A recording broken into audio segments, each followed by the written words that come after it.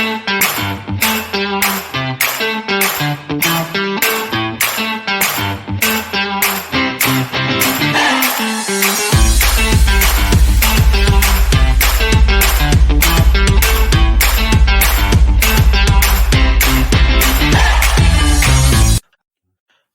and welcome to the Critic Wrestling Podcast. We're back. My name's Chris Davis. I'm joined by Paul Robinson. You all right, Paul? I'm good, thanks, Chris. Excellent. I'm afraid we promised that our next pay-per-view? What the hell am I talking about? Our next podcast would be a discussion on AEW. Completely missing the fact that it's WrestleMania week and that we really need to do our predictions for WrestleMania, and that we are going to have to follow that up with our review of WrestleMania. So the AEW show is definitely coming, but we're going to get those out of the way first. So this show is our WrestleMania week prediction. So we're looking at the main shows that are happening this week. So really the WWE shows, aren't they? I know there are other events happening this week that people can watch, but like Josh Barnett's Bloodsport, which got John Moxley I'm partly interested in. But no, it's all about the WWE and NXT UK shows for me. Yeah. All right. So shall we do it in the days they're actually going to be released? Yeah, we're going to see them. So our first event will be NXT Stand and Deliver Night 1, I believe. So, NXT TakeOver Stand and Deliver, a 2-night show. Night 1, the matches are Pete Dunne and Kushida, Walter versus Tommaso Ciampa for the NXT United Kingdom Championship, the 6-man Gauntlet Eliminator match, for the number 1 contender to the NXT North American Championship, the Triple Threat Tag Team match for the NXT Tag Team titles, and the singles match for the NXT Women's Championship, Io Shirai and Raquel Gonzalez. So, from the bottom up, Pete Dunne versus Kushida. How do you think that's going to go? It's got no stipulation as well. I can see it's just a standard singles match. That should be a good match. So the background is obviously that Pete Dunne's saying he's the best technical wrestler around, and Kushida disagrees. I think they'll continue to push for Pete Dunne on that one. My gut is saying Pete Dunne as well on that one. Kushida, it's just sort of treading water. He's getting a decent reputation. He's having good matches, but I don't know. I don't know where they're going with him. Yeah, it's a strange one. I think they maybe after losing to Gargano for the North American Championship, I think maybe they could have done with maybe him beating someone. I mean, he might do. Say it might be a big one of Pete Dunne, but obviously this is a predictions one. So yeah, I think it'll just I think Pete Dunne might be the one to get the nod here, and then Kushida might have to move on to someone else. Yeah, I'm guessing it's going to be sort of trading submission holds, and then Dunne will steal it with a roll-up or some sort of, by hitting the bitter end or something out of nowhere. So it'll be like, you were going to beat me by submission. It's like, no, I just said I'd beat you. My gut is that it's Pete Dunne. But I would probably move Kushida personally into the cruiserweights. Have him put some prestige on that belt. Yeah. Put him with Escobar or put him with Devlin. Yeah, he's one of the all-time greats in that division, isn't he? From his work in New Japan. It would elevate it. So, we'll see what happens with that one. That's very much thrown together for the show match, but it should be all right. We've then got what is considered quite a mouth-watering match. Walter, there's the NXT United Kingdom Championship champion versus Tommaso Ciampa. This should be good. I can't see anything other than a Walter win. Yeah, and it's one of them weird ones. I think it almost takes away from the fact that it's for the championship. I think you feel it's less. It's sort of you can sort of see maybe they might give it to Ciampa, but I don't think they're going to use that really the United Kingdom Championship. I think that'd be my lock of the night. I think Walter to retain, not least because he's defending it less than 24 hours later and storyline, isn't he? So yes, it would do away with that match. It feels it's strangely booked in that respect. They could have got away with doing it on. Well, I suppose he can't be on both nights. The idea is that you can't be in two places at the same time. If they're trying to claim that this is a live show, or I don't know. Yeah, but they're not. Yeah. They're not. Obviously, I've not seen them pretending that the NXT UK Prelude is live, just a special show, isn't it? But yes, obviously with the travel restrictions, what they are, he certainly is not going to be flying over straight after that match, is he? So no, we're going to get to NXT Prelude, UK Prelude, but I've got to say I feel a bit sorry for that match, really, the Rampage Brown match, because I think without this match against Ciampa, that's an interesting title match. He's a big deal in the UK, Rampage Brown, in terms of he's been a champion in a lot of organisations and stuff, and he's a believable big guy who could, they could transition the belt to him at some point, but just don't see it happening now. Yeah. It just doesn't feel right, especially because even though we're going to see it next, we're all going to presume that match is already pre-taped earlier, because he's obviously clearly NXT TakeOver Stand and Deliver is happening live, I believe. Yeah. Then, he must have already done it. And unless we're going to say, well, let's pretend that TV taping didn't happen, that he will effectively have already defended, he would have been defending a belt that he'd lost. Yeah. Which, yes, we know has happened in the past, but there's a certain degree of jiggery-pokery I think we can't really accept. So yeah, I think I'd give Rampage more of a chance of winning than Ciampa, put it that way. I think it makes more, if it's going to be beating one of the matches, I think it makes more sense to that way. Just because I think he's at that stage now where he's beaten all the really credible challengers in NXT UK, hasn't he? Yes. And he could possibly come over to America for a bit. I think that's what we'd like to see, isn't it? Yeah. If he's willing to do it, Walter in NXT General would be excellent. It's just he's shown this reluctance to actually move over to the States, but he's no longer wrestling for, is it WXW? Yeah, that's right. He's ended his contract with them, which would have been a sticking point. So maybe there's an opening. Yeah, maybe Raw after. We'll shall see. It's interesting because he's a big guy, isn't he? And eating those chops. Yeah. Ouch. I'd go with Walter on that one, but I expect it's going to be quite hard hitting. It should be a fun match to watch. Yeah. The next match is going to be interesting just to see what direction they intend to take the North American title. It's the 6-man gauntlet eliminator match, where we know the order of entry for the eliminator. So the first entrants are going to be Leon Ruff and Isaiah Swerve Scott, who've obviously got their feud already happening. Then it's Bronson Reed, Cameron Grimes, Dexter Lumis, and LA Knight. The winner gets the title shot against Johnny Gargano on night 2. Who's your thought on that one? Oh, just forgot. I did like this the way that, because gauntlets sometimes are a bit pointless, as in, whoever's first out isn't going to win it. But I did like the way that they actually had it made a logical reason why they're in the positions they're in. Yes, yeah, it was justified. It's never normally announced, is it? No. So I did quite like that. Like I say, let's do it in reverse order. So I think Ruff and Swerve, I think, will probably cancel each other out, and that's going to keep their feud. I don't think LA Knight's a bit too early for him. Mm-hmm. So although he's in theory in pole position, I think I would. Cameron Grimes, I think they keep this heel run, heel versus heel, is unlikely. So I think for me, it's down to Loomis and Reed. He's in the feud with Loomis, but I think I'm gonna go against type and think that actually that's a bit of a red herring. I'll go Bronson Reed for that one. I'm hoping they're going to go in that route because I'm thinking it's down to those two myself. I can't see a heel versus heel. Gargano's clearly a heel. LA Knight got the rub by winning the Battle Royal. So he doesn't lose anything by losing the gauntlet match. Dexter Lumis, I could see him giving him another title match. If they could have quite easily just said it's him in the title match again after everything he'd done. But they didn't. They went this route. Hopefully they went this route not just to fill time, but to actually go, no. Sorry, we're going to go in a different direction. And by going in a different direction, if they go with Bronson Reed and then possibly have Bronson win it on the Sunday, on the Thursday, then you've potentially then got you can move LA Knight into a North American title feud with Bronson Reed. So we've got their issues there as well, and open Gargano up to potentially up the card or involved in other storylines. I don't know. There seems to be more potential. Otherwise, it's like, well, it's just more of the same. It's another Dexter Lumis Johnny Gargano match. Yeah, it's either that or it is just the feud ender, isn't it? And this is the final one. That's the. And if it is the feud ender, I could possibly see him finally putting the belt on Lumis because he'd be having too many title shots, not winning them. Yeah, I think it might be the time to put the belt on him and then really see if he can swim.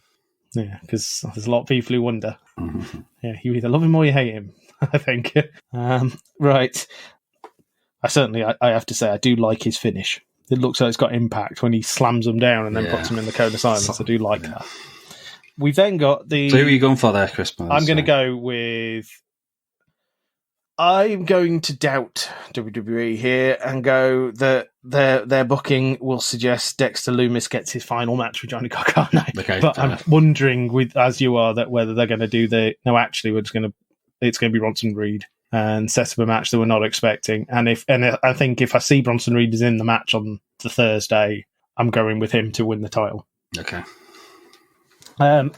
We've then either that or he's going to get completely screwed out by LA Knight. But the next match is for the vacant NXT Tag Team Championships. MSK, Wesley and Nash Carter versus Grizzled Young Veterans, James Drake and Zach Gibson versus the Legado del Fantasma, Raul Mendoza and Joaquin Wilde. There's only one team really for me that's jumping out and saying that I expect to win it.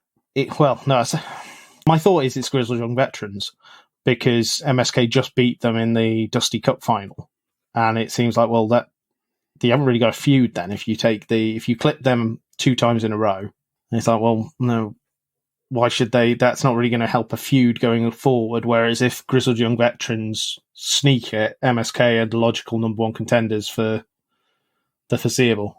And I just don't see Legado del Fantasma. They just seem like making up the numbers. I agree. I can't see. Legado. MSK would be good winners. They will be good champions. I think if you're going for JYV, I'll go for MSK. I think they're obviously due the title shot anyway. Yes. I think they probably would have beaten Larkin and Birch. Yes, when they got the title shot. So I think maybe they might stick with Japan's and then, like say, carry that on to a feud with the veterans. And I think maybe you have them pin one of Legado del Fantasma, so that gives JYV an out, doesn't it? To say, well, it does. It gives them something to gripe about, and they will, and it'll be glorious. I'm guessing JYV, but you go MSK. Yeah, we'll make it interesting, and we'll ignore LDF. If we're going to give them all acronyms. The final match on night 1 of Stand and Deliver, which I still think is a stupid title for an NXT takeover, that's pirate related, is what should be a superb, might be potentially the best match of the week if they get it right. But it's certainly one of the best matches to look forward to during the week. Io Shirai defending the NXT Women's Championship against Raquel Gonzalez. There's few titles which are more prestigious than the NXT Women's title at the moment, I would say, in terms of the strength of the division and the person who's making the defences and the quality she puts forward in their matches. Yeah, absolutely. I think I'll go for Raquel on this one. I think might just be time. I think it gets similar to the Walter thing. I think that the more you hold on to it, the more it just becomes you're vulnerable just because you've beaten almost everyone. Yeah. That's been put in front of you, hasn't it? I think so. Eventually they're going to do it, and I must admit, it would have been say 6 months ago. That would have been a ridiculous prediction for her to win it, especially with Dakota Kai in the corner. But I think the way they've been built up, put her over really strong with it, beating Rhea Ripley clean. Yeah. And obviously with the Dakota Kai possibly being able to turn the odds in her favour as well during the match, I think, it might be time to put the belt on someone else.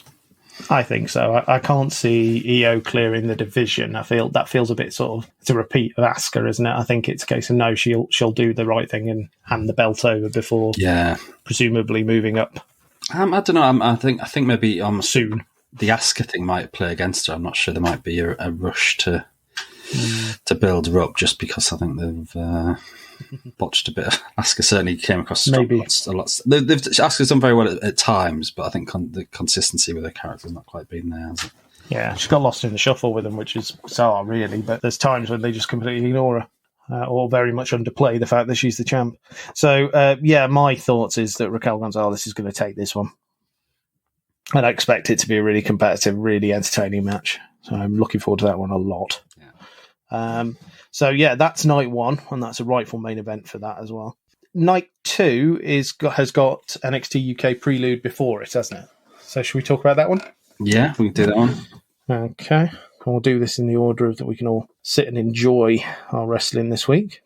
Right, not many matches announced for this one. There's a few people due to make appearances, but just the 3 matches announced that I've found. There's a tag team match. The NXT UK Women's Champion Kaylee Ray and Isla Dawn versus Amelia McKenzie. Is that what they're calling her now? Yeah, it was Millie McKenzie previously. But she's wrestling as Amelia now, but I think everyone's going to...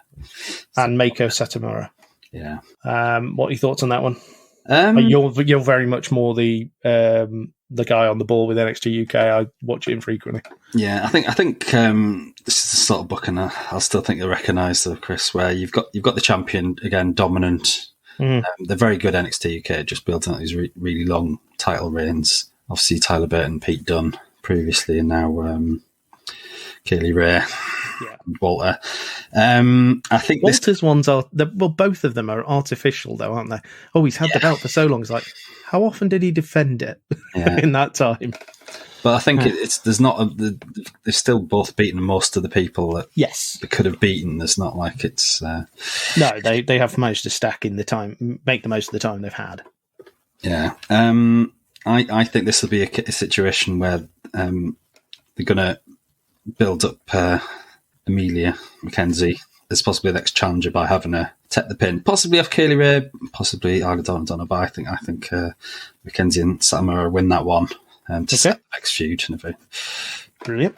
We've then got an NXT. I won't hazard a guess on that one, but the logic sounds good. Okay. NXT UK Heritage Cup number 1 contenders match: Noam Dar versus Tyler Bate. Yeah. I will go Noam Dar on that one.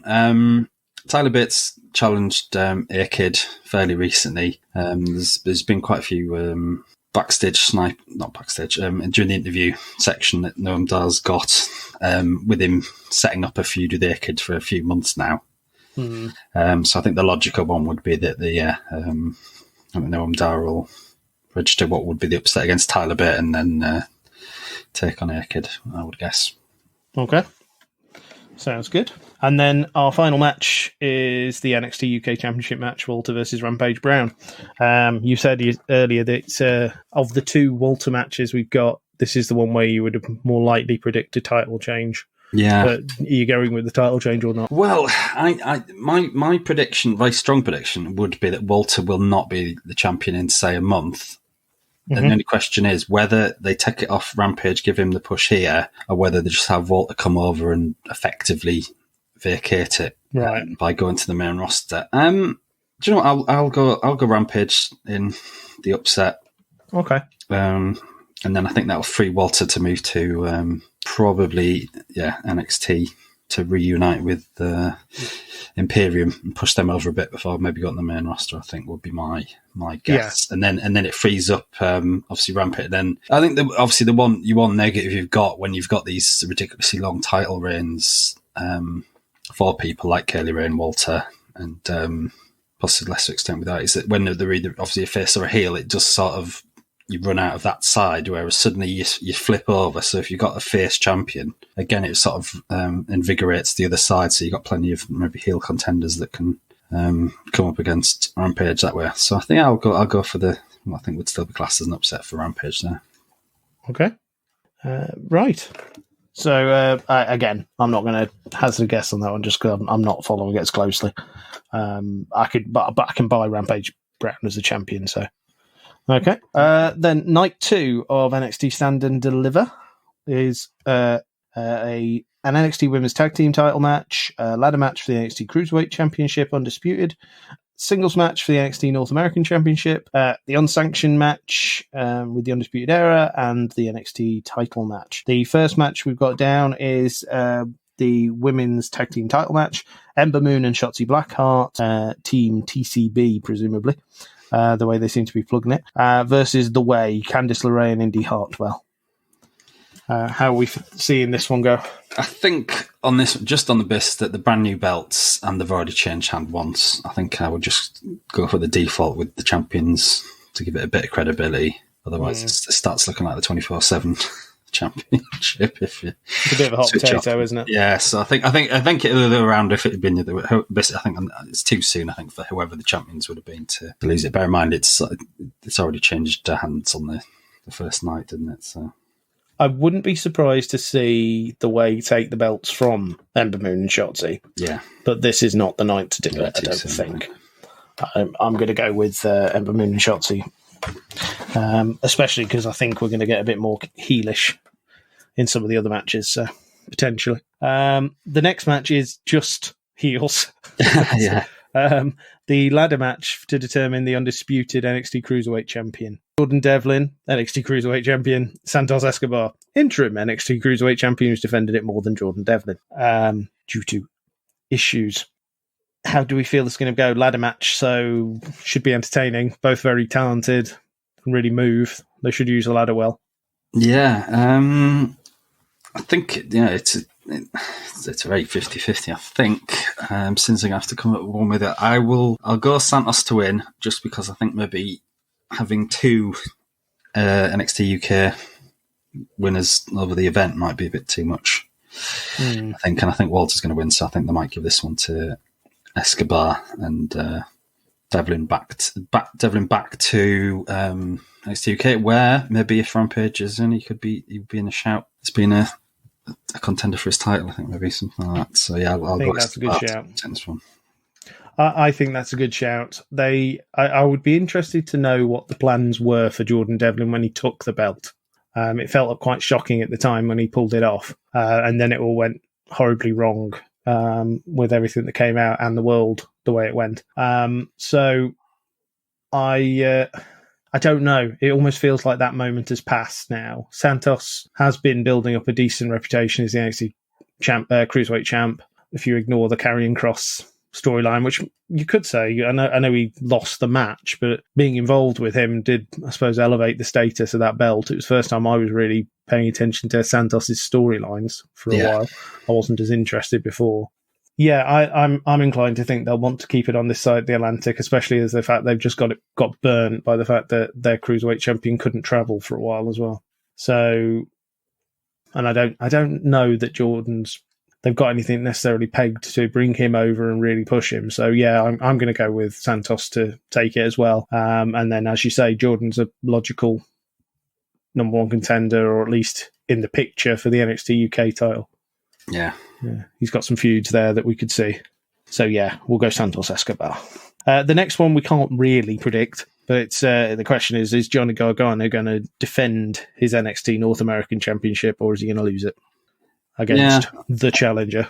I think maybe it might be time for him to drop it again. I think he doesn't really need the title, does he, Johnny? He's got his group, and we'll move on to something else quickly. I think so. I think whoever wins, that's probably, I would say, his favourite to take the title. Yeah, he's golden. He can talk his way out of anything. So if he loses it, it's fine. He'll do some promos and it's all sorted. His momentum doesn't get stopped. So yeah, he can drop it, move it on, help elevate somebody else. We've then got the unsanctioned match with the Undisputed Era members, former Undisputed Era members, Adam Cole and Kyle O'Reilly. This could be a really brutal match, or it could be quite tame. I think, and I'm hoping they're going to pull out all the stops, because they've got to know they're going to be compared to the lights out matches that have been happening in AEW. Yeah, I think Kyle O'Reilly, his ring style, as you saw with his two matches against Balor, is quite hard hitting anyway. So I think that it will be on the good side of that, hopefully. Hopefully, yeah. They're both excellent. Cole's really, really good, and is doing some excellent work to set this up. I don't really like what they're doing with O'Reilly at the moment. His gimmick's a bit weird, but he is very, very good. He's very, very good in the ring, and he's got tremendous potential for the future. I could see him scraping this one, and then maybe we see Adam Cole go off after Mania, to the main roster. That's where I was with that one. Yeah, I think they might give him a bit of a push once Adam Cole can maybe pop up on SmackDown or something like that. By separating the era off, you haven't got to send them all up at the same time. Yeah, well, I think they've pretty much split anyway. Roderick Strong's obviously wrestling zone, and Bobby Fish. Speaking of which, he could get involved quite easily if they wanted to. They could bring him in and have him. Well, I don't think he's going to pick a side, but maybe just fight with both of them. I'm guessing that Bobby Fish is nowhere near recovered enough to be back. Yeah, I think they'll just. It'd be interesting to see actually what they do with him when he's ready to come back. Whether he's going to actually get pushed as a singles wrestler or not. Yeah. Watch this space. So yeah, I think we're both predicting O'Reilly, or at least O'Reilly to get the shine from it. Yeah, cool. And then the main event is Karrion Kross versus Finn Balor for the NXT Championship. My thoughts are saying new champion. Yeah, I think it's all leading that way. I think Finn's been brought in as the placeholder to give the title a bit of a lift for, and then drop it when the right guy comes across. I think if you've really got to drop it to Kross now for me. Yeah, they're in danger of missing the ball with him. Yeah, when you've got this sort of character, when you've got this, it comes in with a big, strong statement, and obviously all the effort around him. I think you've got to go over them as soon as possibly while you're in sort of Yeah, I don't think he would have dropped the belt necessarily yet if he hadn't have got injured. Yeah. I think we'd still be looking at the Karrion Kross reign. Yeah. So, my thoughts is pick it up, and this time hopefully he stays healthy and we get to see what he can do. Yeah. I think the interesting one is whether Finn, if he loses, would stay on NXT or whether he might pop up back to the main roster. I don't know. Yeah. Well, that might, again, depend on what their plans are with Walter. Yeah. If Walter is going to stay in the US, will they go with Finn and Walter? They wanted that match a while back. Certainly Finn seemed to be teasing it. It might not have the belts associated with it, but it's still a hell of a match. Well, that event NXT UK is still due to take place in Dublin, isn't it? So. Yeah. Will they still do it? Yeah. That's June, isn't it? I can't remember now. I thought it was a bit later than that, but is it? Right. I've got mad. It was then. Maybe I'm wrong. Yeah, but no. I think the NXT cards are pretty good.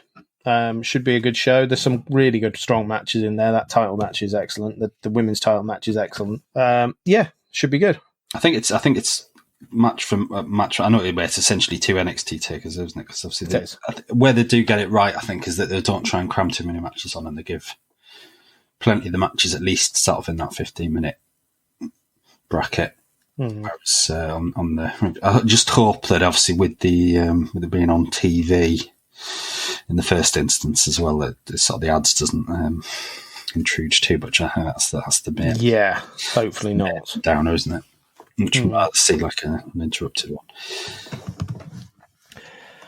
We've then got. We're then heading into WrestleMania territory, but we've got a quick stop off at SmackDown, where there's a couple of matches that we would have expected to have been on the WrestleMania card and now taking place on SmackDown.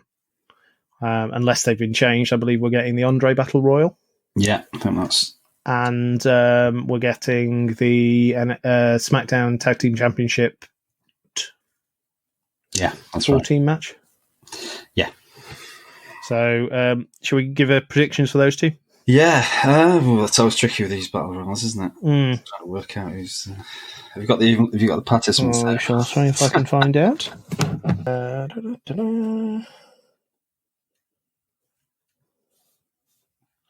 Giant Memorial Battle Royal. They have announced the participants, I'm sure. Participants.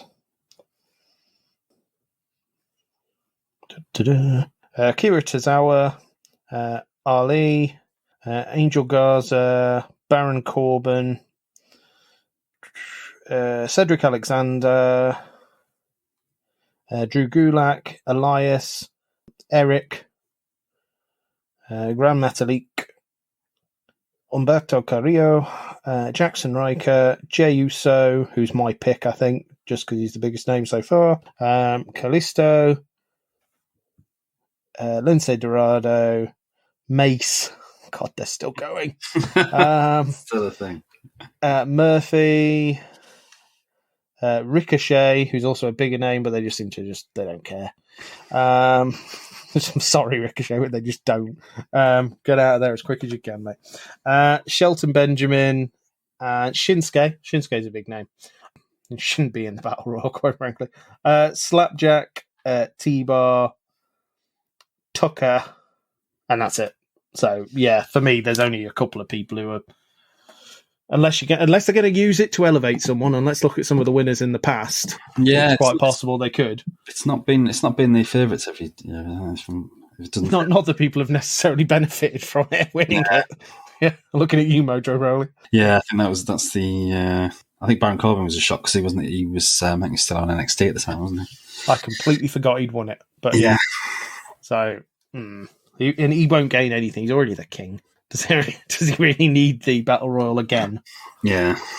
That rules him out, doesn't it? Shinsuke, I just can't see him with the trophy. Yeah. He's not really a Battle Royal. No. Guy, is he? No, I'm going with Jey Uso, just for a bit of status for Roman. Yeah, I'll tell you what, I'll go with, because I think he had his match stolen away from him. I'll go Ali. Mm-hmm. Maybe there might be. Yeah, that'd be nice if they did it, because I think he deserves better than his dad. Sympathy Battle Royal. Yeah, for him. But again, the format doesn't really suit him. But like I say, I think it didn't. The Mojo Roll, it didn't make any sense either. So they were no. So yeah, I could see that one. So probably between those two for us.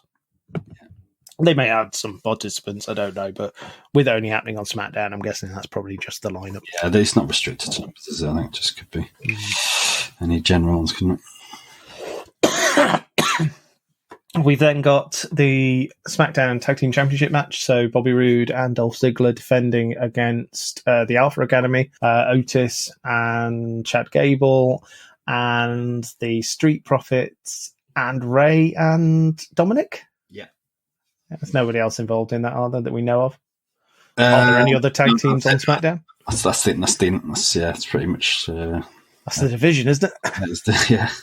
What are your thoughts on that one? I think Ziggler and the Dirty Dogs, I think it's again, play soft, I think, and I think they won a nice moment, so I will go for the Mysterios in that one. Maybe nice that would be a nice moment. There's rumours about Chad Gable about what his contract status is. They do seem to be giving him a push, though. If they thought he was going, maybe not. I think maybe that's the second. I think the least likely. I would say Street Profits, just because they're rehash, isn't it? And I think possibly maybe Alpha Academy and the champions retaining probably would have been maybe joint second, but I think they might just be a nice little father and son. I'll agree with you on that. I'll go with exactly the same logic on that one. That the nice moment is the Mysterio family win, and then after that, if I knew what his contract status was, I'd probably feel a bit more confident with the Alpha Academy. But there are these rumours. They do seem to be pushing him, but maybe I don't see a heel taking the belt off a heel. Yeah, if you know what I mean. And I could see the champs retaining it quite easily, but it just seems to me like, well, who have they got left? You already had this situation because there weren't any real logical contenders for you. Yeah. So, I'll go with the Mysterios as well. Right. So then, WrestleMania. Night number 1. We'll go from... just go through the matches rather than me list off what we've got. We've got a tag team turmoil match with the winners receiving a women's tag team title match on night 2 of WrestleMania. It's Lana and Naomi versus Dana Brooke and Mandy Rose versus the Riot Squad, Liv Morgan and Ruby Riott, versus Natalya and Tamina. And heavily rumoured there is another team involved in this that we'll find out on SmackDown. Yeah. I think, speculation is Carmella and Billie Kay. That's what I've heard as well. Yeah. Yeah. I think they announced it. It's not so much a rumour as they announced this without actually needing to. They missed some press the publish button too early, I think, was what I did. Although, I've still heard rumours of an Iconics reunion, but I would love that. I'd much prefer might just be, I think, people getting carried away with what they want rather than not sex. Yeah, I'd love that. I did think that what would really be good would be you think it's going to be Billie Kay, and then it's then Bayley screws her out, and it's Bayley and Carmella. Because Bayley is notable by her absence from the Mania card. Massive. But that'd be a shame for Billie Kay. I would prefer it. It's going to but do Bayley but Billie Kay with Carmella, or if you can do it, and if they want to, because they haven't got the Lacey Evans partnership anymore or anything like that. put the Iconics back together. If you're not going to push Peyton Royce as a single star, and maybe they are going to, but if they're not, stick them back. With this match, I mean, there's surely that there's no chance of them having a women's battle royal because just there's no one left, is there? No. Like I say, apart from the obvious one, Bayley, and then maybe Peyton Royce. So maybe that might be maybe they might form an impromptu team, and because there's no limit to how many teams they can have in. Like I say, it'd be very strange if Bayley wasn't on the card at all. Well, and this is where I'm going to go into, and I'll get to this later on. I'll throw this out to you in terms of your thoughts, but I'll say it now because it links in. In terms of predictions for surprises at WrestleMania, I do think it's strange that Bayley has suddenly disappeared off the radar. I half expect that because she doesn't appear to be injured. She's had interviews. I think she's done an interview with Renee Paquette where she's basically said, "I haven't got a match," and it's like, okay. And you're like, well, she's one of the biggest names. Now, obviously, Charlotte Flair's not on the card, but she's had COVID, so you've got the reason for that one. Bayley, we don't know why. But if she is healthy, she should be on this card in some way. She can be on the card without actually having a match lined up. If she comes out and complains, which would fit in nicely with her character, it would be a nice, even if it's for one night, return for the man. To bring in for a pop. She doesn't have to return yet, but if you're going to bring Becky Lynch back and get a big pop from a crowd, WrestleMania seems like a good night to do it. I don't know that she wants to return yet, and don't blame her for not wanting to. If she doesn't want to, she's a new mother and not been for long. Realistically, she's not had that long, but I believe the rumors are that she's been training again, and her intention is to return. But even if it's a case of I'm not ready to come back yet, but you're not going to have WrestleMania without the man. And then she could fill in Bayley's face. Or she could even have a very, very quick match with her. Yeah. But I could see her, if nothing else, just taking the spotlight from Bayley, which could potentially lead to a feud in the future, because I can't remember a Becky Lynch-Bayley feud. They've probably happened, but because everyone seems to have wrestled everyone, but I can't really remember a decent one. Obviously, Bayley wouldn't have been... Yeah. So I think that's a mouth-watering feud between those two. When he said that, I think where I thought you were going suddenly, but then you did the last-minute swerve. I think it might be that scenario with Bayley coming out and complaining, but maybe issuing an open challenge. But I think maybe that's where Charlotte comes down and could be if she's back. Yeah, I think she will be, and I think I would guess. Yeah, I've not heard that she's had any complications with it, but I think and like I said, that's the obvious one that again is not on the card, but someone either that or there's some sort of somehow get someone else to go in the tag. It crossed my mind earlier on today. I was just saying, I can't imagine they're going to do WrestleMania without Becky Lynch. They've not mentioned her for ages for understandable reasons, but she's such a big deal for them, and it's like. You look at who they normally bring in to make a massive pop, and you think they all cost you a lot of money, whereas you just have her on contract. Yeah. And she's like, let's be honest, her partner is there anyway. Yeah. It's one of those, it's like, you don't even have to bring her back properly, but that would be a massive pop. Yeah, I think it seems strange we haven't heard from her. Yeah, although, again, because you've got now the post-WrestleMania TV shows is such a big thing that I think equally it could be the big one. You've definitely got a crowd at Mania though, haven't you? Whereas you haven't got a crowd for the Raw. I think the problem is the people will expect it now, won't they? They want something. Yeah, I agree. I think it would be a nice thing, but I think maybe if you were doing it, I know they expect it. I think I don't think you'd want the crowd, wouldn't you? I think that would. That would mean more if, whether it's somewhere even around SummerSlam time or something like that. Yeah, definitely, yeah. You'd be trying to get the crowd reaction. Ready to come back, So who are we predicting to take the tag team turmoil match and get the title shot? I'll go Lana and Naomi. It's long-term booking with Lana and Nia Jax. It seems the logical one, doesn't it? Yeah. Yeah, I'm the same. At least they're an actual... proper tag team, aren't they? It's not a match that people would be salivating to see in terms of that's going to be a classic. I don't think any of them are, to be fair. No, not really. The ones who probably deserve it, flat out deserve the title shot. is Natalya and Tamina, based on the run they've been on and their dominance. And that is potentially a really good match with the two tag teams, but I just can't see the crowd will get excited by it. Yeah. Because who are you going to cheer for? But yeah, the actual, I like the idea of the two teams matching up and going at it. I'd love to see them actually do it on a Raw or a SmackDown at some point where we can actually see those two go at it. Yeah. But yeah, I'm not sure it's Mania worthy with an actual physical crowd. You can do it with piped in crowd noise. There won't be a problem. So yeah, I'd go with the Lana and Naomi one. Mandy Rose and Dana Brooke are clear faces to go up against heels, but they haven't really established them yet, unless this is winning the belts is the establishing them. And I don't see a thrown together team with Carmella and Billie Kay really going against those two. It smacks of, we haven't got you on the card, have we? So yeah, it's just filling a slot. So yeah, I'm guessing the same as you, Lana and Naomi. We've then got Cesaro versus Seth Rollins, straightforward singles match. Cesaro's first singles match at WrestleMania, if you believe it. Yeah, it should be good. It's should be two proper old.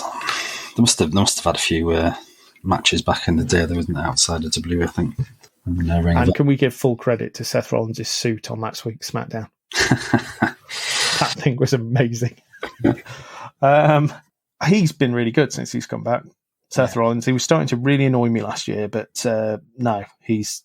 I like what he's doing with his gimmick at the moment, and helping Cesaro get this rub is really good. And I would like to see them go all the way and go, no, okay, you've just got a big win over Seth. Yeah. And if nothing else, he needs to look really competitive and then just get caught out. Yeah, no. I think this might be a one for however many people are in the Cesaro section. I think. Yeah, I hope so, because he does deserve to be up the card. He's shown that he's got potential, and he's a huge guy. Everything he seems to be like ready made to be an upper level WWE guy, but they've been really reluctant for a long time. But then you look at who's the WWE title match is between this year, and you think just because they're not pushing you now, they can do eventually, so they can get to you.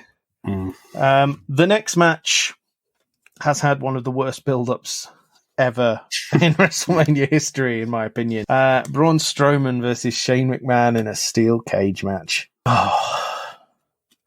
Yeah, it's weird. When you actually get the match, they can actually be pretty entertaining. Oh yeah, I think these two will actually deliver. Yeah. But I think it's always you're thinking, oh god, another Shane. But is Undertaker one, the AJ one, the Miz one, all very good. I think it's just that problem of how someone as imposing as Strowman and how they make him look like he's got a chance, isn't it? And steel cage, and you think shenanigans, and but ultimately, again, I think it's one of the one thing all those previous Shane ones, at least he. Apart from the Miz one, wasn't it, where he almost won by fluke? I think he does tend to lose when it's necessary. So I think I would go with Strowman. I think so too.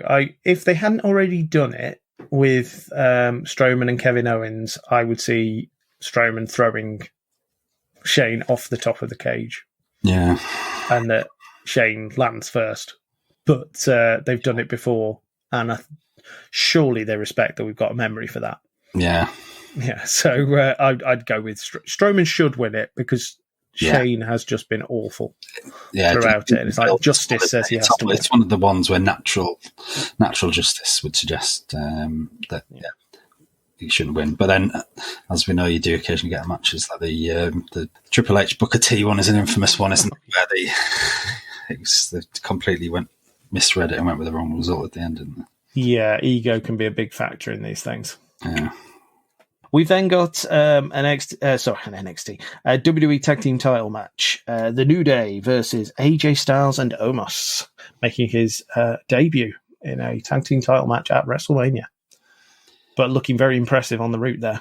Yeah, I think it might be his first gold as well. I think I could sort of see the New Day that they don't need the belts. They won these sides. They're very much like you think the Usos when they eventually get back together as well, that they can just sort of dip in and out of the tag titles and it doesn't really hurt them they'll end up with like quite a double figure reign in the end. And but I think it might be interesting to get an AJ and almost run and see how they get on for a bit. Yeah, I could see that. I'm up for the idea of them as tag champs, just to freshen up the division a bit as well. And why clip him at the knee in the first match? Have him look dominant, and AJ can help really usher him in and get him established. I seem to remember WWE doing something similar, really, with Diesel, with Shawn Michaels and Diesel as tag champs before they pushed the button on a singles run. Yeah. He was having house show matches, but they weren't really pushing him on the telly, particularly until further down the line. He might have had the Intercontinental, I can't remember. But yeah, the push was coming later. So yeah, and it's going to be good because AJ's going to carry that match really nicely with both Xavier and Kingston.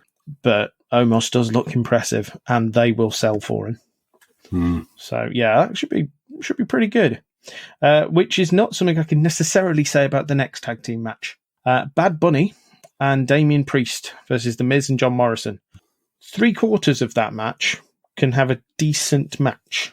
The other quarter, I'm not sure about. The very impressive punch thrown by Bad Bunny on Raw the other week, but mostly because I think he just decked him. But I'm glad it's a tag match. I was worried about a singles match. I think, to be fair, what WWE historically have got better than certainly said the equivalent of when WCW was there of knowing, working with the celebrity and work out just how much they can do, and then being very strict to limit it to that, rather than trying to let them do too much and just exposing them and getting overexcited because some can actually do a clothesline and overselling that and stuff like that. But yeah, celeb always wins in these things, don't they? I don't expect anything other than that. Yeah, so that's probably it's Bad Bunny and Damian Priest, isn't it? Yeah. I do wonder how they're going to do it, and Miz and Morrison will sell for him. Yeah, that's not going to be a problem. We do know though that John Morrison can choose not to play ball when he wants to in these sort of tag matches. I.e., I'm not going to be very friendly with my tag partner. In that the one was the Snooki match, wasn't it? Yeah, was he partnered with Trish, and he just didn't show any interest or something. Yeah, that's right. Yeah. I think he was. I don't see him doing that to the Miz. I think was it not because I think Melina wasn't it that he wanted to be involved in it, wasn't it? Yeah, there's places to make a protest, and WrestleMania is not it. Yeah. But no, it should be okay. Hopefully, Bad Bunny's got something in his arsenal. They've been, in fairness to them, as much as we've obviously had a regular appearance by Bad Bunny, and they gave him the 24/7 title. They haven't gone straight with shoved him in down our throats in terms of he could win matches and all that sort of stuff. They've kept him in this on the periphery. Yeah, and he's only really being dragged in now. So on the basis of how they've handled him so far, I'll give them the benefit of the doubt, and so they can pull this one off. We've then got an interesting situation with we're using Wikipedia's here. I'm presuming that you're looking at the same list from Wikipedia as I am to look at which match is next. On Raw this week, they referred to Bobby Lashley and Drew McIntyre as the main event of night one. Whereas before, or last week, there were mentions on TV of Sasha Banks and Bianca Belair being the main event of night one. Now, having a women's title match in the main event is a good look, and they will have a cracking match. But I don't like the build-up for Sasha and Bianca. I think they have been let down by the booking for their match. I think it should have been better. We should have a defined face, defined heel. I'm not sure that if they are thinking, well, we've kind of healed up Sasha to go against Bianca, it's like, well, I kind of think you're probably missing the ball. I think Belair's natural position is heel, and Sasha as the underdog babyface on this one would have been quite good. I'm defending my position against this upstart who seems to think she's better than me. That would have been better for my personal tastes. I would prefer, as much as I'd like to see a women's title match get some prominence, especially on a 2-night show, I think there's been a far better build-up to Drew and Lashley. And that, to me, is the better fit for the main event. Yeah. Plus, it gives Raw one main event and SmackDown the other. Because otherwise, you're going to have 2 SmackDown matches main event in both nights of WrestleMania. Yeah. So, shall we talk about Sasha Banks and Bianca Belair next? Yeah. How do we see it? Oh, I think it's tricky, this one. I think as well, when you're trying to work out across all cards, you always have to.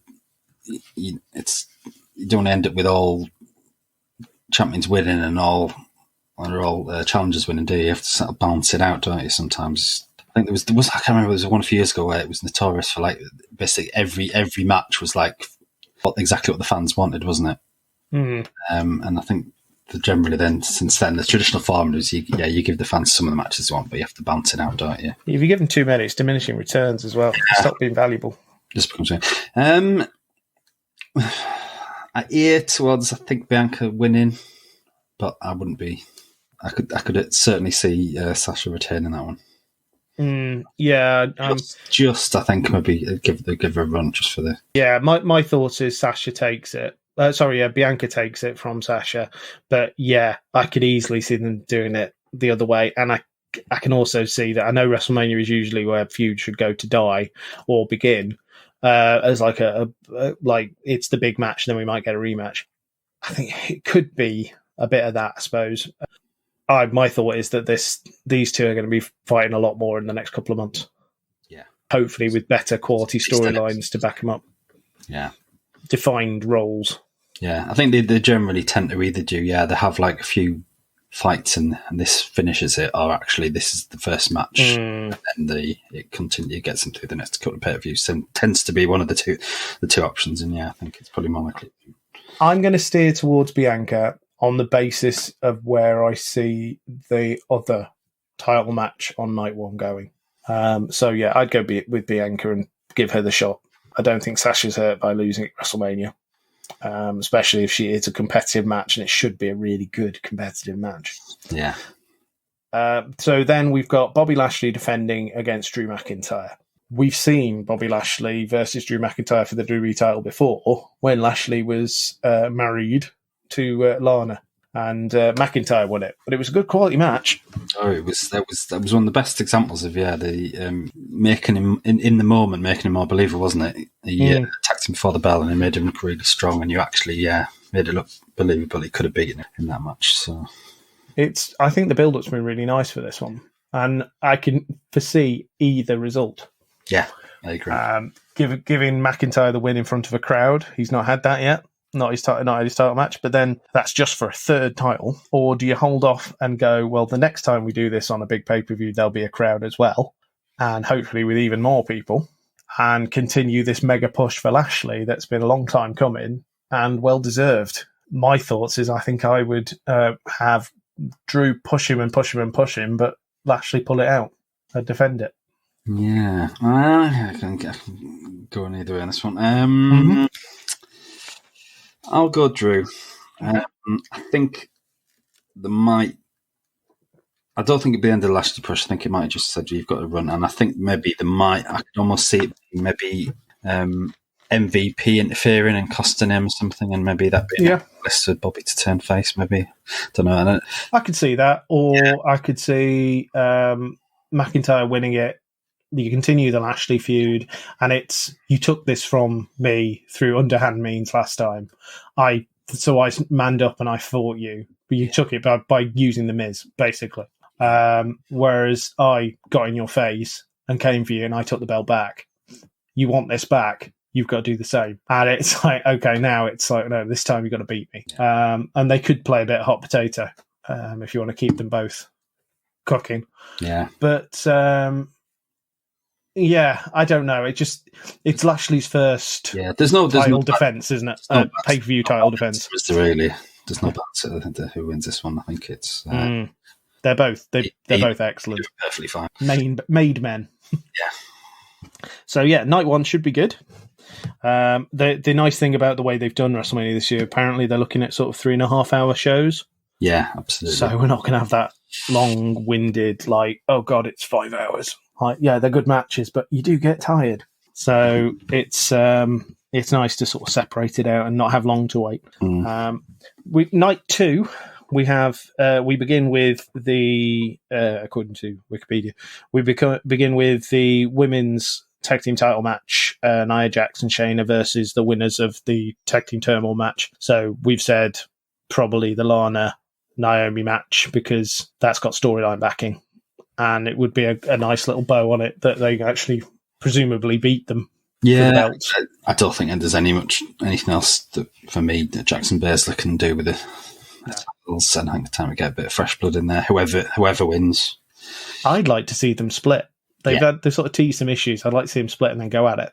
Yeah. So I think that's actually a really good match. Yeah, I definitely think that'd be good. Proper hard-hitting fight between those two. I'd be up for that. And hopefully that Shayna Baszler singles run, but this time actually getting her to the belt at some point. She's a believable champion. Yeah. I know that she's lost matches, but it's very easy to hear her up again. So that's the tag titles. We've then got a singles match for the United States Championship. Riddle, provided he doesn't forget what he's supposed to be doing, versus Sheamus. Poor Riddle, who forgot his lines on Raw. Yeah, styled it out there. Did he? Is that style? Well, the rumour was it was pre-recorded, wasn't it? Yeah. Well, if there's one person who in character that would have made sense, it was. Yeah, I did the middle of your own thought. Yeah. Sheamus has been really good recently. Yeah, Kerber. Really good. There was rumours, wasn't there, about 3-4 years ago that he was going to have to retire because of a back. Yeah, he got an injury or something that were like a condition and that was really bad. Time off, and he's. I think it's probably been my favourite run of his. I think. Yeah, he's been excellent. His very first run, I think, was maybe a little bit overpushed when he won the title, but then I think it's obviously great stuff with the bar. Yeah, no, I think he's this new character has been very good. Yeah, he's consistent in the ring. You can guarantee he's going to push people. He's very entertaining on the mic. Yeah. No, I personally would have him go over Riddle, take the US title off him at the moment. I think I'd stick with Riddle on this match. Would you? Yeah, I think so.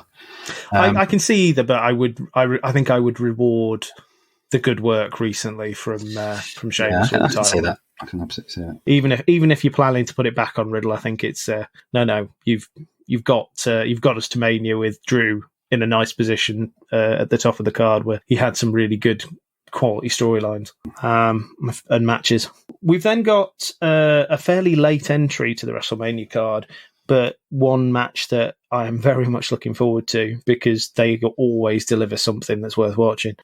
Kevin Owens versus Sami Zayn with Logan Paul at ringside. Now, going into SmackDown last week, when I heard Logan Paul was going to be involved in this, I thought, that's going to be really, that's just going to like ruin it. I really liked what he did on SmackDown. Where I thought he worked really well with him, like with Sammy sucking up to him, and you just like, how do I break this to you? Like he wanted to tell him, there's like he might have a point. Like Kevin might have a point, Sammy, but I don't know.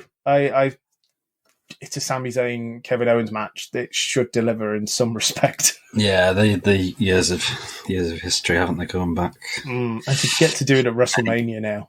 Yeah, they you've got to imagine they're going to want to pull all the stops out. Yeah. Who are you thinking with this one? Well, I think was it the Ring of Honor Final Battle was one of my favourite matches. Between all the various months of the table. I think you go Owens on this one. I think. Yeah, I think it's the feel good win, isn't it? Sammy's in that position. He's in that heel position, very much similar that they've had the Miz in previously, where he's the heel, but he doesn't need to win. No, he doesn't. Nothing hurts him. Yeah, you're not going to push Owens to the top of the card for a feud if Roman retains because you've already done it too much. You've done it to death. Yeah. But yeah, I would have thought that I can't see them elevating Sammy much further than where he is at the moment. But yeah, he should still be prominent, but I can't see him going, well, we're going to put him into the title picture. Yeah. It's like, no, that gimmick is, it needs a lot of TV time, but it's not a world title gimmick. So yeah, I think I'd go with Owens, and hopefully the Logan Paul bit just adds to it rather than takes away from it. But we shall see. We've then got a Nigerian drum fight for the WWE Intercontinental Championship. What is a Nigerian drum fight? What do you have a favourite Nigerian drum fight? I'm not up on my Nigerian drum fights, I have to say. I'm just going to guess that it ends up with someone like wearing the drum like in the cartoons, so they can't move their arms. You bash it over their heads. Yeah. Big E defending the Intercontinental title versus Apollo Crews. I'm guessing it's going to be a fight where there is going to be like a drum beat going on around the outside, and it's going to feel like a tribal fight. Hardcore, you can smack your opponent with a Nigerian drum, I'd imagine. I don't know. I have no idea. I'm kind of hoping it's going to be. The drum is going to be a thing that's going to ramp up the tension, because these two work really well together. Yeah. So I'd like to see them get a really good match at WrestleMania out of it. And I think it's time to push Apollo to the Intercontinental title as well. If he doesn't get it this time, move him away from it as quick as possible. I think if you're going to, I think the Intercontinental's that level where you can try people out, isn't it? I think. And no shame at all on Big E losing that. He's done well with the Intercontinental title. No, I think Big E might be. I could see him being pushed in the title picture. Yeah, definitely. You can move him up easy on that one. I think it's time to just swap it over and move him around a bit. We've then got an interesting match, which may not be a real match. It could be Firefly Funhouse. Yeah, weirdly, we don't. You almost expect this to have some sort of. If not stipulation, some sort of name for it, but you would. The only thing that makes me wonder whether it will be full-blown Firefly Funhouse is that we have got a crowd, whereas we didn't last year. So you got away with the cinematic matches where nobody was sitting there waiting. Whereas if you take it away from the crowd and go, just watch this screen, they're probably not going to like that. Well, they did have the one, didn't they, previously, where they started it cinematic match and ended it in the ring. Yes, so. They could do something like that. The Fiend, Crispy Fiend. With Alexa Bliss versus Randy Orton. Got to be the Fiend, surely. Yeah, I think it doesn't make any sense. Randy with this one, does it? I think it's some supernatural shenanigans. Yeah, it's got to be. I'm hoping that's going to be a really fun match. It's if it ends up being just a stupid normal match, it's going to be a real missed opportunity. If you're going to go, you've just got to go all out stupid, haven't you? Really? Definitely. There's people been burnt alive in this match, and the guy's come back looking like a crispy shell. Yeah, he's barely got fingers. It's basically should be the wrestling equivalent of the Friday the 13th film. It should, yeah, exactly. It's Jason. Look, it's stupid. We know he shouldn't be alive and whatever, but you're all here. He's come back. It's stupid. It's like, let's go with it. Let's just let me enjoy it. Yeah. I want some shenanigans. I think it should be fun. And then we've got a proper, decent Raw women's title match afterwards to remind us that wrestling is actually good. That there is actually an art form to it after all the shenanigans, with Asuka defending against Rhea Ripley. It wasn't the match we were supposed to get by the sound of things, but I'm glad we're getting it. Yeah, absolutely. It should be really good. This should be a decent fight, and hopefully for me, it's time put the belt on Ripley. Yeah, I think so. Strap her to the moon and go at this point. It's like, well, what are you going to gain by having Asuka retain this one? Yeah. Yeah. What's the positive there? It's like, no, you can make Rhea Ripley a made woman with this. I think maybe this might be like a dominant sort of, I don't know, 5, 6, 7 minute match, I think. Yeah, Asuka can be rehabilitated really easily. She's been champion for a long time. You've got a lot to talk about. You can ignore all the silliness they've done with her character where they've not really consistently pushed her. You can still talk about long title reigns and have her destroy a few people to get back into the title picture later on. But yeah, this is your time not to fumble the ball with Rhea Ripley. Yeah. Push her to the moon. Dominate the division. And then if and when she's ready to come back, Becky Lynch versus Rhea Ripley. Yeah, this is my division now. Oh, yes, I'll take that. Yeah, you've got the Charlotte. Charlotte feud. She's got reason for her. Which bled back onto NXT afterwards, didn't it? So. Yeah, there's a lot that can be done with that. Depending on how they do the Shayna Baszler, Nia Jax presumed feud that we were talking about. If you decide to make Shayna Baszler a face and keep Rhea Ripley a heel. That's a dynamic we haven't seen from NXT, and we know they work really well together. But even if you don't, and you decide to turn Rhea, make her a face again in the future, do the same face heel dynamic we had in NXT, that worked. Yeah, you know they're going to deliver. So yeah, my thought is Rhea Ripley title to take the title. Yeah. Then our main event of Sunday, so the real main event of WrestleMania, because it's the final match of the show, is Roman Reigns defending the Universal Championship versus Edge, the winner of the Royal Rumble, versus Daniel Bryan, who shoehorned his way in. But had got screwed. I have multiple scenarios going through my head on where this is going. Yeah, I think you could almost by the minute change your mind. They're all I think that both the men's title matches I think are both perfectly balanced of any of the five result, any two of the five results are possible. I think, aren't they? And wouldn't be a shock. I think so. Yeah, I can't imagine SmackDown without Roman as champion because of the way it works at the moment. Edge is the ultimate opportunist. He doesn't necessarily have to beat Roman. He's already told him, I can beat Bryan. So he should just take it away from Bryan or take it away from Roman. And that sets up matches we've never seen before with Edge, gives you that sentimental title win.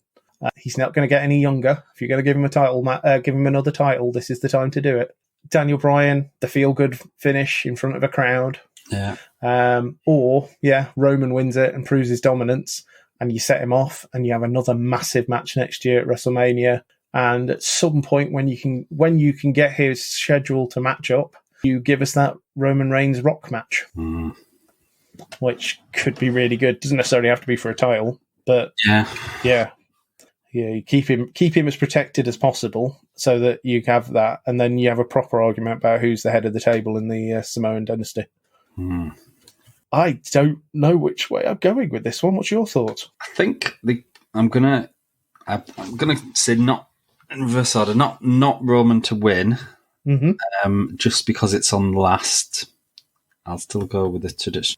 I might go down the middle and not. I think they might not go for the full blown massive feel good moment. So I'm going to go for Edge, spear to Daniel Bryan, and then maybe a quick run with Edge as the champion on that one.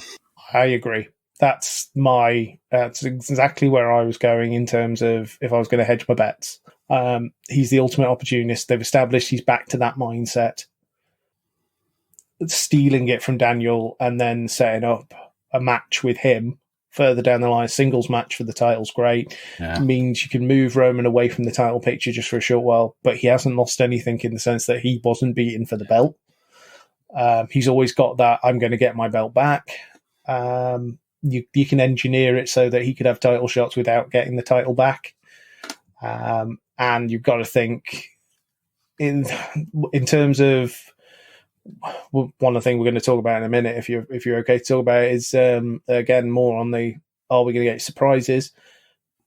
There are people who could come back for feuds with Roman, or who could be set up for feuds with Roman that don't necessarily need titles. So, yeah, my thought is Edge, winner of the Rumble. That I think we're in danger as well of Rumble winners not necessarily... You don't want too many Rumble winners not winning the belt. Yeah. I think the number always needs to be in the plus column for likely winning the title. Yeah. Because you get excited when it's a new Rumble winner. I think for me, where do we get this right? With the Rumble, with the Money in the Bank... Mm-hmm. Where I think other companies get it wrong, and I would include New Japan, AEW, Impact, although mainly when it was TNA when they used to do the briefcase one, is that too many of the winners don't go on to win the title. For me, it should be around that 3/4 mark. Yeah. Because it's the exception, it just makes the next match, next time you have it, feel so much more. When someone wins it, it's easy. It's, they get shot, and then you don't win it. It just sort of devalues it. I think you've got it. They did a good job, I think, this year with the Money in the Bank when Miz got it, of him reminding you that whatever happens, I've got this. Yeah. I can be the champ whenever I want to. Yeah, and another criticism for him winning it, but I still think he keeps it strong. Mm-hmm. And obviously, it didn't really hurt him because he didn't win it It wasn't like he didn't win it first with it. He didn't challenge it, and it does have that thing, doesn't it? Where the Money in the Bank as well, where it's just you can literally just come out and text them. Coward's way to win the world title. Yeah, and it doesn't. It didn't make Drew look any weaker, did it? For losing after that match. So I will also, I think, to strengthen the argument for Edge doing it is that if somebody takes the time and looks at history, Edge has already won a Rumble and not won the belt. I think it's time to win the Rumble and win it. Because he lost against Jericho, didn't he? Yeah. Is he a 2-time winner or is he a 3-time winner? Who, Edge? Yeah, 2-time, isn't it? I thought it would have gone 3. He definitely won it with the... did he not win it twice with Money in the Bank? And then... Yeah. And then there was another one, I think. Might be. Yeah, I can't remember in terms of the Rumble. Whether he is in the Rumble. So yeah. Is he just a 2-time winner? Title, sorry. Or is he a 3-time winner? I can't remember what they said. I think it was 2, wasn't it? 2. So 2. In that case, he would be a 2-time loser. Yeah. Which he could be, but I imagine he's going to remember that he lost the last time. Yeah. I'm sure you'd have that conversation with the booking team. Yeah. You know, if I could never win this again, right? Yeah, you do get that. Yeah. But no, I think I'd go with Edge. I think you'd get a decent reaction one way or another, even if it's a case of the crowd going, oh, Daniel got robbed. Yeah. Because it helps his character, doesn't it? It does. And a Bryan win, always good. But a Bryan win in front of a full crowd is even better than a part crowd. Yeah. I think that you don't need that, like, you're not going to get that astronomical response with the amount of people that are going to be there. It's going to be good to hear a crowd, but it's not going to be the super crowd. So why not save the big babyface moments for them and we can get away with a few more of the more heelish or the swervy ones. Yeah, I always like a good heel turn during a title match. Yeah, and things like that. It's always good. Yeah, and he's like, no, and you suddenly flip to the other guy. Yeah, Dolph Ziggler and Alberto Del Rio, best thing both of them ever done in their career, I think, was a match where they reversed position. Yeah, it can be done very well. Are there any other surprises? This is WrestleMania. You kind of expect there's going to be something that you're expecting from the show. Not. I tend to think that they're more likely still to be the way they booked themselves for the Raw and SmackDown after. But with no crowd. Yeah. That's the thing. If they got a crowd, I'd be with you. Yeah. But as far as I'm aware, they aren't doing it in the same arena. If they are, and that would just be like a third night WrestleMania, then I could see it. But for like returns and things, you want a real big pop, don't you? Yeah. Like Brock's the big name. He's the obvious one. But, yeah. But again, I can't see him coming back during a triple threat. I can't see him. Is it okay to crash the main event of the first night of WrestleMania when you've got a second night? Yeah, I don't know. As well, I think you got the Paul Heyman stuff. Yeah, it feels like he should follow him, doesn't it? Yeah, I mean the equivalent of that, if you like, it would have been Ronda Rousey, wouldn't it? Yeah, if she was suddenly. If they're going to go that route, then you do Bianca and Sasha in the main event. Around, doesn't it? Wouldn't make any sense after Rhea Prelude. You have her come out and go, yeah, I was Raw champion last time. SmackDown. Yeah. So I think we're probably going to get the Bellas return. Yeah. Yeah. That's our big surprise, and we'll get very excited for it. Yeah. I don't know. I did get a scenario for the future. I thought, I was sort of speculating that you go one day with the Rock and Roman Reigns. I can't see it's Tampa, so the Rock is always a logical thought for bringing him out. But again, do you want to do it with a part crowd? Yeah, it would be a good. I can imagine they'd want him if he's available. They'll want him. But if they can't pull the trigger on him having a match yet, or at least teasing that match, I'd probably hold off. The logical one being when it's Hollywood. Yeah. But because it's Texas next time, isn't it? I think. and then Hollywood? Because they've announced several WrestleManias, haven't they now? Yes, I think it is that way around. Yeah, but so we might not have. It may not be next year; it could be the year after. But I've had like the scenario I was on through my head was that you could set up their feud with a Hall of Fame acceptance. They actually used the Hall of Fame to set up the title match. Have The Rock being inducted in the Hall of Fame and Roman decking him at the Hall of Fame. They've never used it for angles because it's a prestigious thing. But in a good way, it's like, you're not the head of the table, I'm the head of the table. Yeah.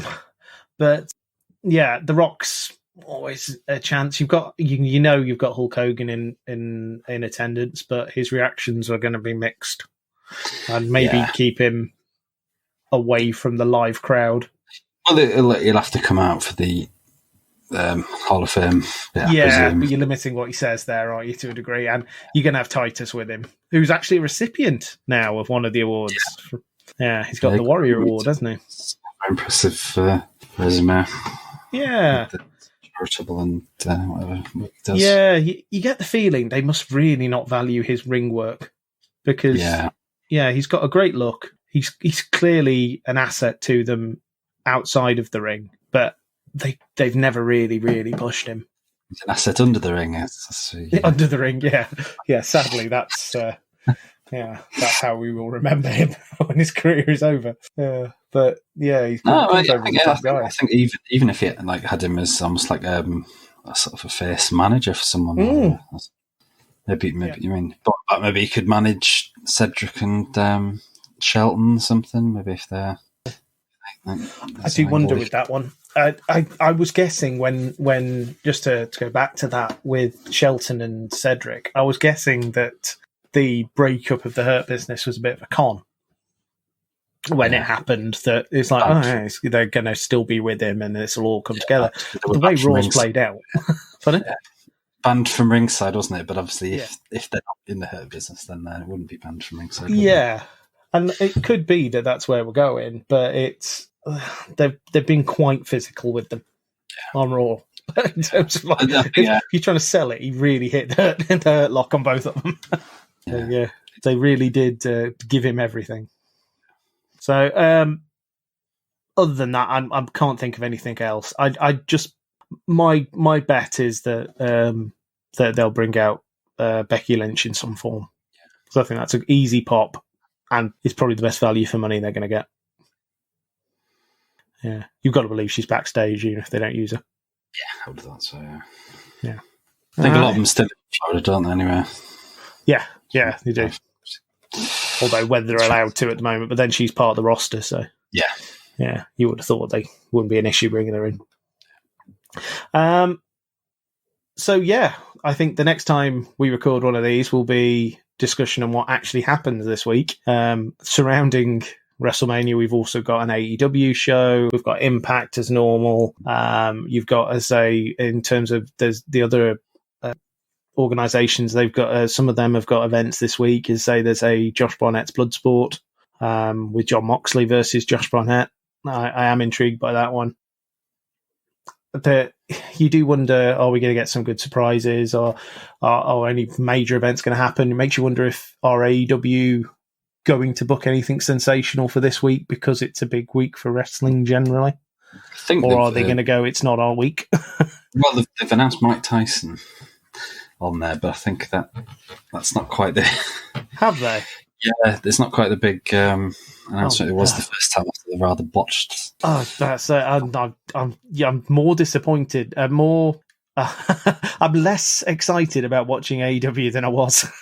Well, if you look at the matches they have announced, that Mike Tyson one is still by some distance the biggest thing that they've got. Yeah, it really wasn't good last time. Yeah, his last appearance wasn't good. It was bad enough the time before when he was yawning. Very underwhelming Darby Allin title defense, the Hangman Page match, and these another 6-man with Kenny and the Good Brothers back again. But it's also a combination. Yeah, we'll see how that goes. If I was them, I don't think I'd be trying to top it. This isn't the week. Yeah. Well, it's very bizarre. If you remember, it was the angle with Jericho. Yes, and of course, would make no sense whatsoever to come back. He has his own angle now. Yeah, actually just facing that very good angle last week, wasn't it? So yes, it was. So what's going on there, I don't know. It's almost going to have to presumably either mistakenly restart the Jericho feud or almost having feud with someone else, which would be But there you go. I'd steer in a completely different direction with him if I was them. Yeah, it's a weird celebrity. They seem to skew a lot older with the celebs they're getting on with. So you've got like WWE getting like Bad Bunny and Logan Paul in, and you've got AEW getting like Shaq and the guy Tyson. from King of Kong. You'd think it would be the other way around, wouldn't you? You think one's like the upstart sort of getting the young ones, and then WWE would be like, oh well, Vince is old, he's so out of date, he still thinks Mike Tyson and Shaq are big celebs. It's a very weird dynamic in that one. It is bizarre. Oh well, we shall see. So yeah, the next time we'll have a discussion about what happened this week, talk about the results from the ramifications and the Raw after WrestleMania, and then we'll start to consider what we think's going on with AEW and what's good and bad. Why we said we would. All right. Can people find you anywhere, Paul? Still behind the forbidden door. Still locked behind that forbidden door. You can find me at Critic Guy Chris. Thank you very much for listening. Enjoy the week. Hopefully it delivers for everybody. Thank you very much, Paul. Bye.